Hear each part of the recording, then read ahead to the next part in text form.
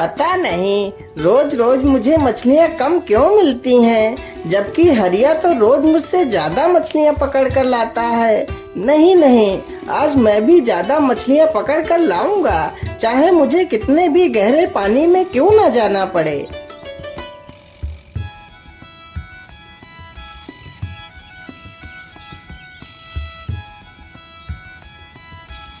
हरीराम ज्यादा मछलियां पकड़ने के लालच में अपनी नाव को गहरे पानी की तरफ ले जाता है।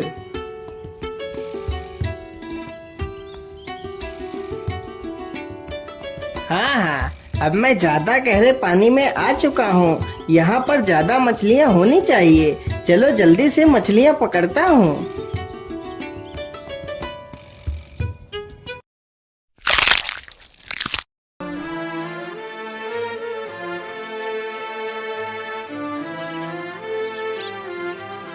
अरे वाह वाह, आज तो पहली बार मैंने इतनी सारी मछलियाँ एक बार जाल फेंकने से पकड़ी हैं। वाह वाह, आज तो मैं बाजार में ढेर सारे पैसे कमाऊंगा।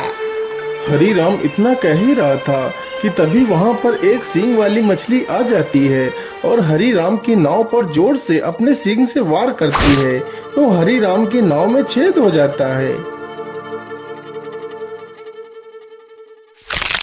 बाप रे बाप, इतनी बड़ी मछली! भाग लो हरीराम, नहीं तो आज समंदर में ही तुम्हारी समाधि बन जाएगी।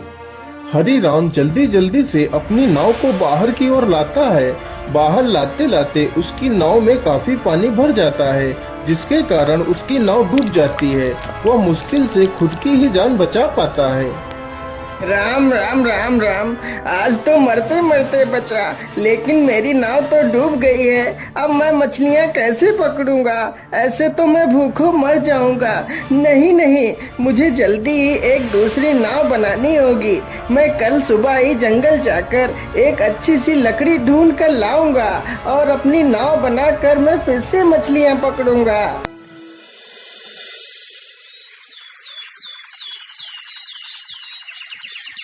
सुबह होते ही हरीराम कुल्हाड़ी लेकर जंगल की ओर निकल पड़ता है।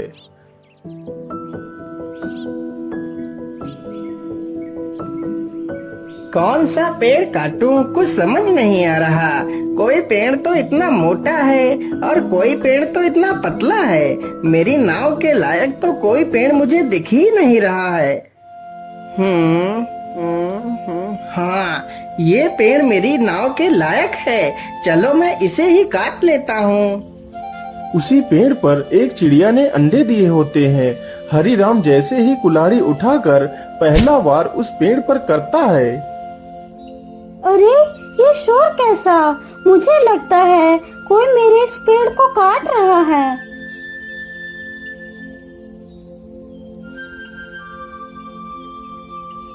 अरे भैया, आप इस पेड़ को क्यों काट रहे हैं? अरे चिड़िया बहन, मैं यह पेड़ काट कर अपने लिए एक नाव बनाऊंगा। लेकिन भैया, कृपा कर आप इस पेड़ को मत काटिए। इसी पेड़ पर मेरा घोंसला है जिसमें मेरे अंडे रखे हैं। यदि तुम इस पेड़ को काट दोगे तो मेरे अंडे नीचे गिरकर टूट जाएंगे और मेरा घर बर्बाद हो जाएगा। कृपा कर आप कोई दूसरा पेड़ काट लीजिए। अरे अरे, माफ करना चिड़िया बहन, मुझे पता नहीं था कि आपका घोंसला इसी पेड़ पर है। नहीं तो मैं इस पेड़ को कभी नहीं काटता। चलो चलो, मैं कोई दूसरा पेड़ काट लेता हूँ। हरीराम फिर से दूसरा पेड़ ढूंढने लगता है। अरे बाप रे बाप, मुझे लगता है बहुत जोर की बारिश आने वाली है। तभी जोरदार हवाओं के साथ बारिश होने लगती है। अरे राम राम राम, या तो बहुत जोर की बारिश आ गई। अब कहाँ छिपूं मैं? मुझे लगता है वहाँ पर कोई झोपड़ी है। चलो चलकर देखता हूँ।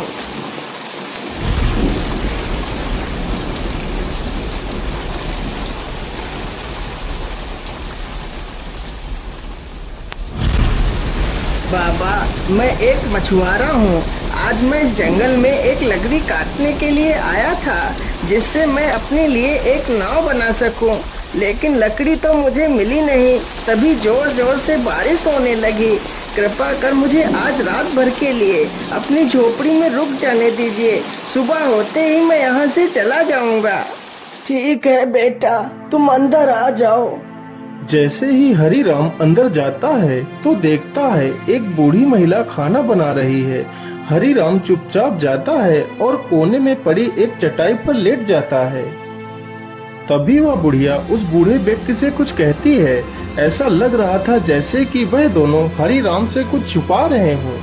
अरे अरे, यह दोनों आपस में क्या बात कर रहे हैं? मुझे लगता है यह दोनों मुझसे कुछ छिपा रहे हैं। मुझे यह पता लगाना ही होगा, आखिर ये दोनों मुझसे क्या छिपा रहे हैं। हरी राम यह सब कुछ सोचने लगता है और चुपचाप सोने का नाटक करता है। अरे भाग्यवान, मुझे लगता है यह आदमी सो गया है। चलो पहले मैं जाता हूँ और फिर तुम बाद में आ जाना। ठीक है, तुम पहले चलो, मैं बाद में आती हूँ।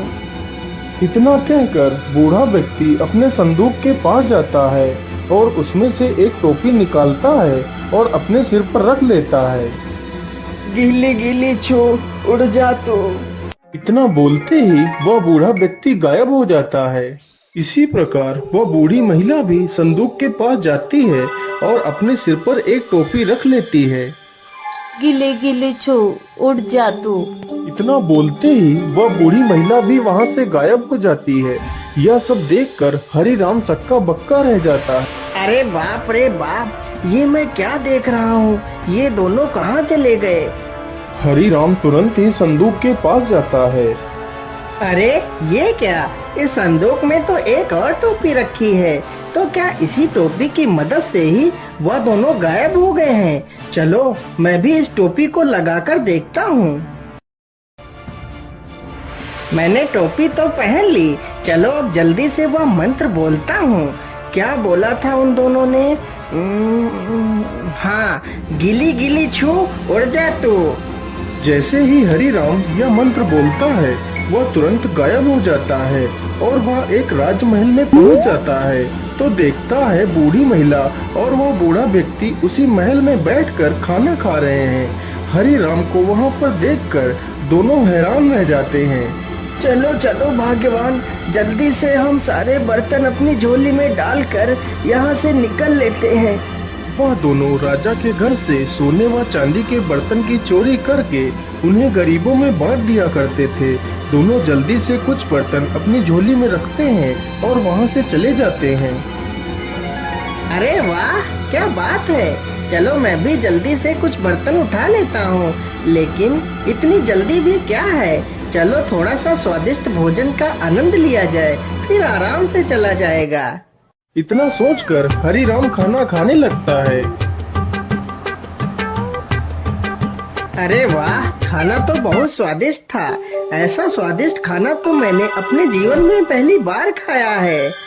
लेकिन अब मुझे खाना खाने के बाद बड़ी नींद आ रही है। चलो थोड़ा सा सो लेता हूँ, फिर आराम से चला जाऊंगा। इतना कहकर वह वहीं पर लेट जाता है और सो जाता है। उसे सोते सोते सुबह हो जाती है। तभी वहाँ पर राजमहल का रसोइया आ जाता है। अरे चोर चोर, कोई पकड़ो इसे, आज यह चोर हमारे हाथ लग गया है।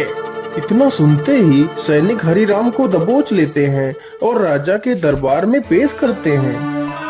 महाराज, मुझे छोड़ दीजिए। मैंने आपके घर में कोई चोरी नहीं की है। मैं चोर नहीं हूँ, मैं तो एक मछुआरा हूँ। अरे मूर्ख, यदि तू मछुआरा है तो क्या मेरे महल में तू मछली पकड़ने आया था? अरे मूर्ख चोर, मुझसे झूठ बोलता है, रोज रोज मेरे महल में चोरी करता है। सैनिकों, इस बेवकूफ को ले जाओ और बीच चौराहे पर खड़ा करके जिंदा जला दो, ताकि ऐसा कोई दोबारा करने की सोचे भी नहीं। राजा का आदेश होते ही सैनिक हरी राम को बीच चौराहे पर ले जाकर एक मजबूत लक्कड़ से बांध देते हैं। अरे राम राम राम, ये कहाँ आकर फंस गया? आज तो मेरी मौत निश्चित है। क्या करूं, कैसे बचूं इन सैनिकों से? कुछ ना कुछ तो मुझे उपाय सोचना ही पड़ेगा। हाँ महाराज, आप मुझे मारने के लिए तो तैयार ही हैं और कुछ ही देर में मुझे मार भी डालेंगे। इसीलिए महाराज, मेरी आखिरी इच्छा पूरी कर दीजिए। हाँ हाँ, क्यों नहीं, बोल तेरी आखिरी इच्छा क्या है। महाराज, मैं चाहता हूँ कि आप लोग मुझे जिंदा जलाएं। उससे पहले मेरी टोपी मेरे सिर पर रख दीजिए, इससे मेरी आत्मा को शांति मिल जाएगी। अच्छा अच्छा, ठीक है, एक राजा होने के नाते मैं तेरी आखिरी इच्छा भी जरूर पूरी करूंगा। सैनिकों, जल्दी से जाओ और इसकी टोपी को उठाकर ले आओ और इसे पहना दो। सैनिक तुरंत ही टोपी लेकर आ जाते हैं और हरि राम को टोपी पहना देते हैं। टोपी को पहनते ही हरि राम खुश हो जाता है। गीली गीली छू, उड़ जा तू। हरि राम तुरंत ही उस लक्कड़ समेत वहां से गायब हो जाता है। यह सब देखकर वहां पर खड़े हुए लोगों में भगदड़ मच जाती है।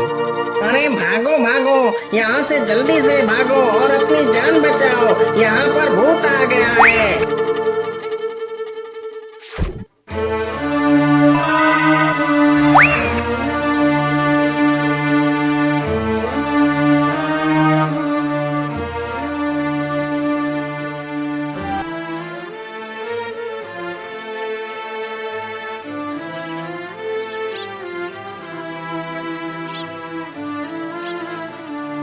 अरे ये मैं कहाँ आ गया हूँ? मुझे लगता है मैं अपने गांव वापस आ गया हूँ।